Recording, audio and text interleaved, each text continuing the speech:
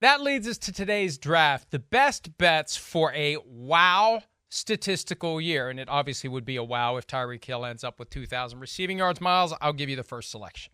Well, and I will take somebody from your favorite team. Give me Justin Jefferson, right? I mean, he had a wild statistical year last year, and especially if they're moving on from Dalvin Cook, then that offense is going to continue to run almost exclusively through a Justin Jefferson. And that should, yes, lead to opportunities for guys like Osborne, like Addison, Alexander Madison, who we talked about earlier in the show, too. But Justin Jefferson is the man. He is the best receiver in football. And I think that he is almost a better bet to break those kinds of records than a Tyreek Hill would be. See, is it really a wow, though? Because he had the big year last year. It's not going to make us say, wow, we expect it from him. Come maybe on, I'm splitting hairs on what wow means.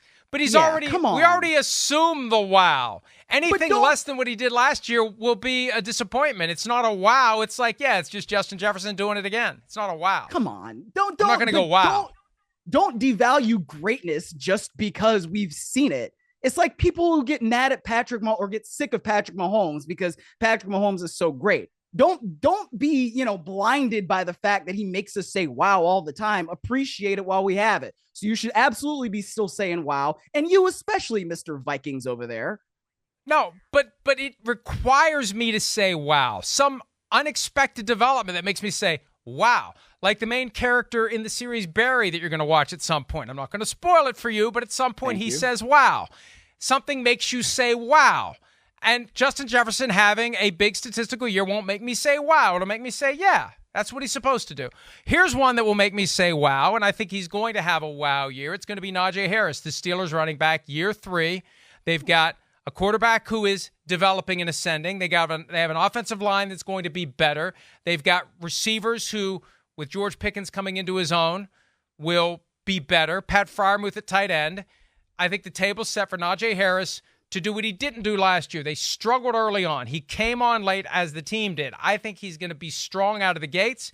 He's going to be motivated by the criticism he took last year, and that's going to be one of those where we see what he does at the end of the day. We're going to look at his numbers, and we're going to say, wow. Okay, I mean, that's fair. I think we're doing a little bit different definitions of wow, but yes, Najee Harris, I think, and you brought up a point that I've been making that I don't think enough people are making. The Steelers' skill position players are very, very good. So Kenny Pickett should be in line for a big second season. So that's something else that might make us say wow. My second pick, though, Deebo Samuel. And maybe he doesn't necessarily qualify for your somebody that makes you say wow factor. But listen, I mean, he is somebody this week who said that he had an awful 2022 season. And now Trent Williams, their left tackle, was kind of fitting. Like, well, I thought he was Deebo. I mean, he was all right to me. But if Deebo Samuel says that he was awful last year and he's vowing never to put anything like that on tape again, well, I think that means that the rest of the league should look out, because that is one of the most effective offensive weapons that we have in the National Football League right now. And if he is that motivated, and even though they've got Christian McCaffrey and George Kittle and Brandon Ayuk, who is also apparently poised to take off, in his own words, in the coming season, Deebo Samuel is going to be out there and he's going to be kicking ass and taking names. So I think he is poised for another wow season. And look, it's possible we're both right, because I see the definition of wow. I never thought I'd be looking up today the definition of the word wow. Expressing astonishment or admiration. I'm using the astonishment. You're using the admiration. For me, wow is like, I'm astonished, I'm surprised, I didn't expect this. Next one for me, and you're going to love this one because you've been trashing this team low-key the whole show, the Tampa Bay Buccaneers. I think Baker Mayfield... Yes, you have. I think Baker Mayfield is going to give us a wow season because nobody's expecting anything from Baker Mayfield. Everyone's down on Baker Mayfield. He's 3 years removed from a wow season with the Cleveland Browns. He's got Mike Evans. He's got Chris Godwin. He's got, who's the running back? Rashid White, the guy that they expect, and that he could be kind of wow as well. He's the guy now. But I think Baker Mayfield wins that job. And I think Baker Mayfield has a better year than we're expecting. And when we see the final numbers, there will be many who say, wow, astonishment and or admiration. Well, I mean, we'll see. I mean, it's not like I don't like Baker Mayfield. Baker Mayfield's fine, but look, I mean, look, Tom Brady had a wow season last year for them, and not necessarily a good way. I was pretty astonished at how bad they were. So there you go. He did throw for 5,000 yards. We're going to take a break. We'll finish next segment. Brady did throw for 5,000 yards last year at age 45. I think that's a wow. We'll do the final round when PFT Live concludes right after this.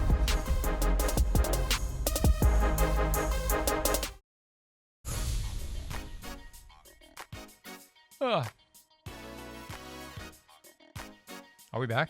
Oh, we're back. Hey, we're back. All right. Round 3 of the best bets for WOW statistical year. Wow, we're back. Myles, what do you got? I don't think you've ever done that before with me on the show. That was pretty funny. I'll go with DJ Moore.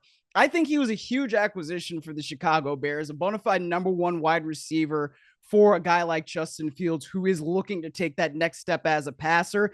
If he can do it, Chase Claypool is going to be a factor, but also DJ Moore, big factor in that trade to go from number 1 overall down the board.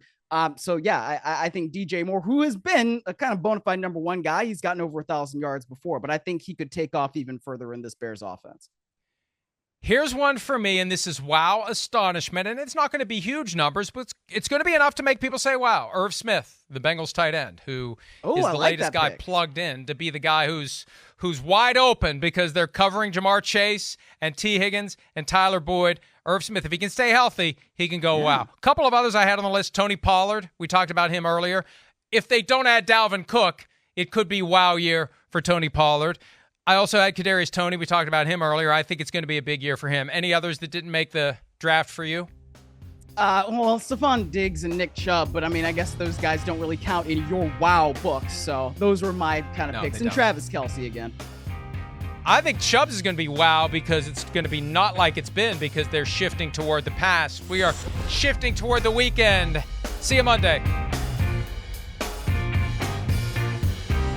Hi, it's Mike Florio. Thanks for watching PFT on YouTube. Hit subscribe for the latest news and analysis from Pro Football Talk.